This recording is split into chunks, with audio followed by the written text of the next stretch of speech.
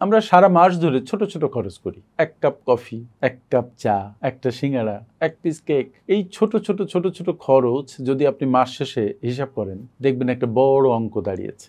তার মানে কি এই যে আমরা আনন্দ ভুলে গিয়ে শুধু টাকা জমাবো, 1 কাপ কফিও খাবো না? বিষয়টা সেখানে নয়। অবশ্যই আপনি কফি খাবেন, সিঙ্গারা খাবেন, ছোট ছোট আনন্দ করবেন, খরচ করবেন, কিন্তু প্রতিটা ক্ষেত্রে বুঝে শুনে করবেন। আপনি যেন অযাচিত খরচের মোহে পড়বেন না। 1 কাপ কফি আপনি যদি বাসায় খান, যে খরচ পড়বে তার 8-10 গুণ বেশি খরচ পড়বে একটা ব্র্যান্ডেড কফি শপে। সুতরাং আপনাকে বুঝতে হবে যে আপনি খরচটা কোথায় করবেন, কি পারপাজে করবেন।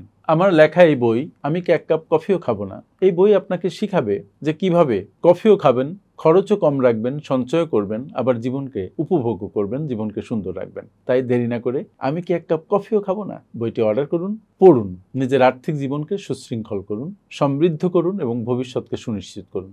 Thank you.